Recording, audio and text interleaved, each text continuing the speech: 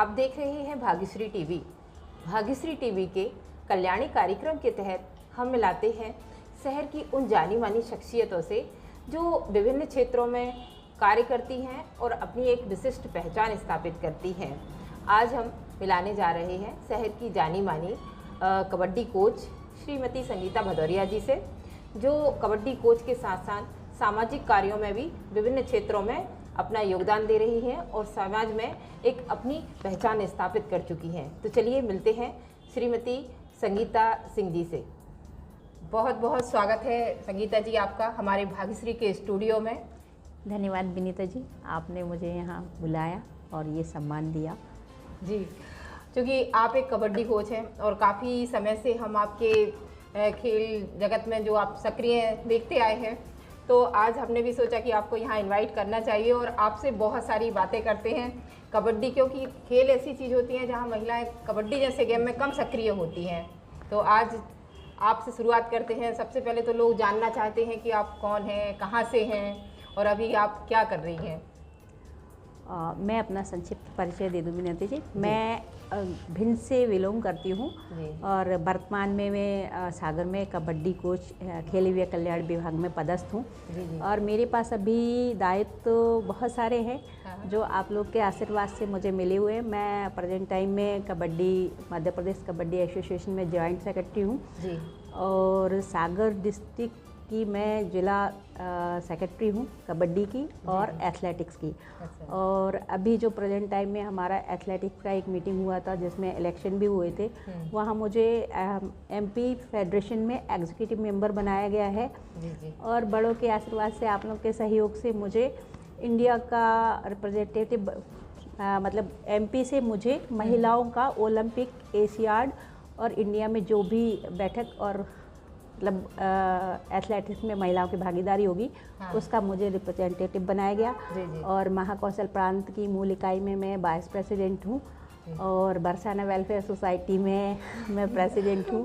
और भी सामाजिक कार्यों में मैं काफ़ी अपने तरफ से कोशिश करती हूँ कि मेरी तरफ से सहयोग रहे लोगों का। और इससे पहले मैंने आगेसुर न्यायालय में बच्चों की काउंसलिंग की है। और मैं अपनी एजुकेशन के बारे में बता दूं तो मैंने बीपीएड एमपीएड किया हुआ है, एनआईएस किया हुआ है, हिस्ट्री से एमए किया हुआ है, साइकोलॉजी से एमए किया हुआ है, बहुत सारी डिग्रियां और बहुत सारे एमएसडब्ल्यू किया हुआ है। मतलब मेरा रुचि था स्पोर्ट्स और एजुकेशन दोनों का। अच्छा। और मैं अपने समय में काफ़ी अच्छी खिलाड़ी रही हूँ।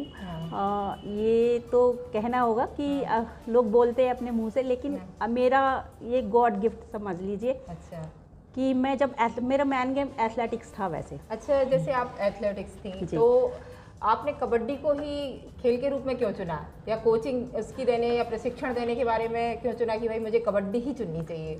एक्चुअली विनीता जी, मैं जब स्कूल कॉलेज में थी तो हर गेम में इंटरेस्ट लेती, लेकिन मेरा मैन गेम एथलेटिक्स था। जो मेरा मॉर्निंग का सेशन होता था और इवनिंग सेशन होता, मेरे प्रैक्टिस केवल एथलेटिक्स की होती थी। पर मैं स्कूल और कॉलेज में अदर गेम भी खेलती थी। कबड्डी में मेरा साथ में चलता था।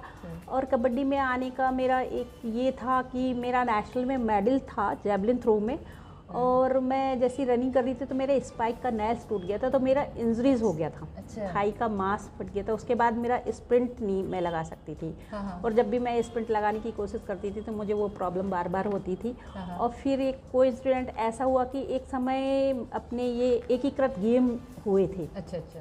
तो उस समय मैं सागर की टीम लेके गई हुई थी। तो इंदौर में एक ऐसा इंसिडेंट हुआ क्योंकि बच्चे जो थे ना, वो 4 गर्ल्स हमारी खो खो की थी और 3 गर्ल्स हमारी कबड्डी की थी। तो मुझे किसी ने सजेस्ट किया वहाँ पे कि मैडम बच्चे आए हैं, सर्टिफिकेट मिल जाए इनको, तो आप कबड्डी खिला दीजिए। तो मैंने वहाँ कबड्डी खिलाई बच्चों को। रूल्स बच्चों को पता नहीं थे, तो उस कारण से काफ़ी मतलब जो गेम खेला, तो वहाँ पे जो भी थे कोचेज़ और जो भी ऑडियंस थी, काफ़ी उन्होंने मजाक बनाया मेरा।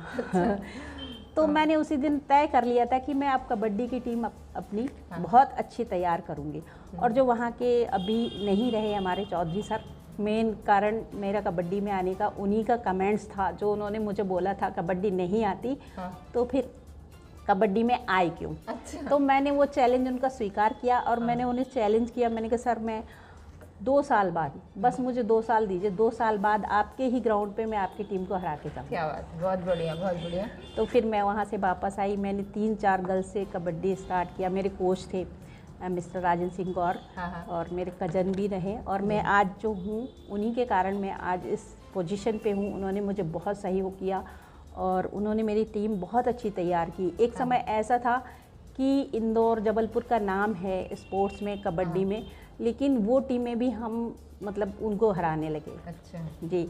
और महाराष्ट्र में हमारी टीम हमेशा मतलब फर्स्ट प्लेस पे जाने लगी। फिर क्या होता है ना, कहते हैं ना कि एक जगह बहुत हम जब ऊंचाइयों पे जाते हैं तो फिर हम डाउन में आते हैं।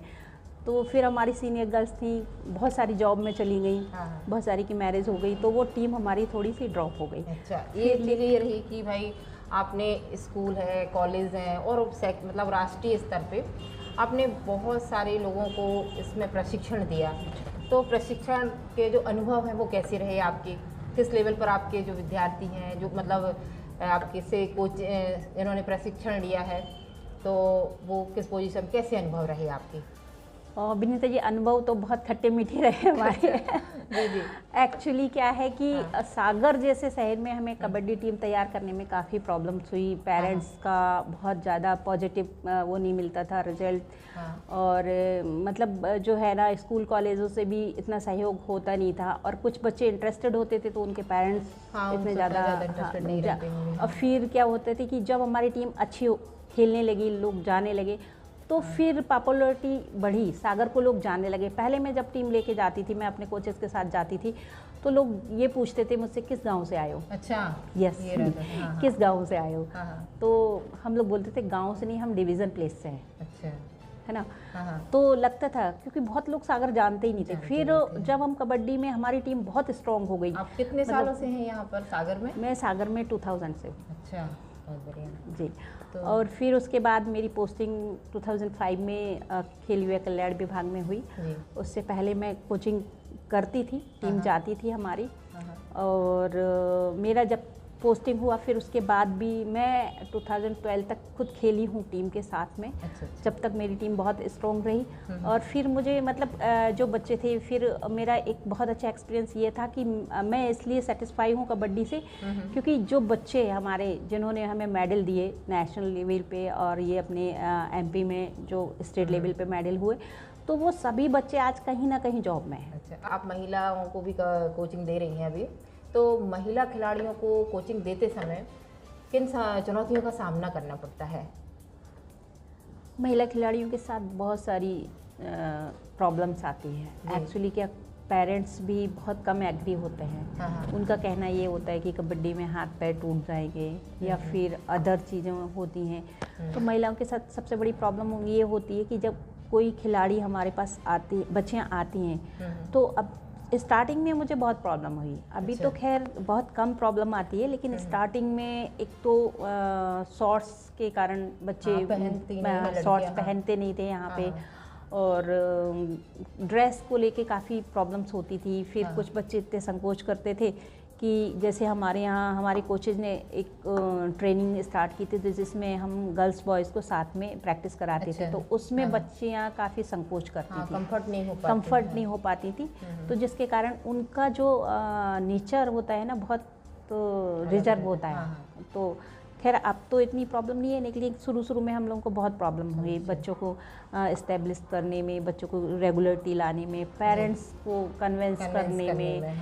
बच्चियाँ आती हैं तो रास्ते में काफ़ी प्रॉब्लम होती है उनको। तो ये सब चीज़ें, वैसे अलावा जैसे बाहर जाते तो उनकी बच्चियों की रिस्पॉन्सिबिलिटी बहुत ज़्यादा होती है, क्योंकि परमिशन नहीं देते हैं। और दूसरी बात, हमारे लिए रिस्पॉन्सिबिलिटी इतनी बढ़ जाती है कि पेरेंट्स की उतनी रिस्पॉन्सिबिलिटी नहीं होती जितनी हमें बाहर ले जाने में। बच्चे रास्ते में कैसे जा रहे हैं, उनका रिजर्वेशन कंफर्म है नहीं है, वहाँ बच्चों को रुकाने की व्यवस्था कैसी सिक्योरिटी है, कैसे हमें उनकी सुरक्षा करना है, ये सब चीज़ों का बहुत ध्यान रखना पड़ता है। क्योंकि कुछ बच्चे तो बहुत सिंसियर होते हैं, और कुछ बच्चे ऐसे भी बाहर निकली नहीं होती हैं, और कुछ बच्चियाँ मतलब डिसिप्लिन फॉलो नहीं करती। अच्छा। डिसिप्लिन फॉलो नहीं करती, तो जिसमें हमें बहुत सारी प्रॉब्लम्स आती हैं। कुछ बच्चे चंचल होती हैं, तो उनको हमें बहुत ध्यान रखना पड़ता है।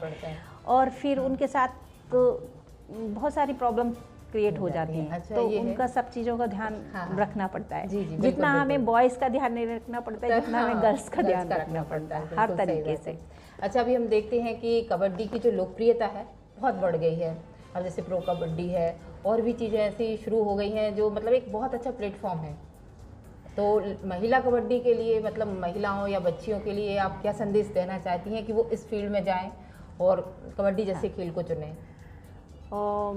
देखिए मैम, अभी जागरूकता बहुत हुई है, पेरेंट्स भी काफ़ी जागरूक हुए हैं, लेकिन फिर भी मैं सबको ये बोलूँगी, पेरेंट्स को, बच्चियों को, जो भी है, क्योंकि मैं ये उनको बोलना चाहती हूँ कि अदर जो गेम है उनकी अपेक्षा महिलाओं की भागीदारी बहुत है। ये पहले भी मैंने बताया कि कबड्डी में महिलाओं की भागीदारी बहुत है।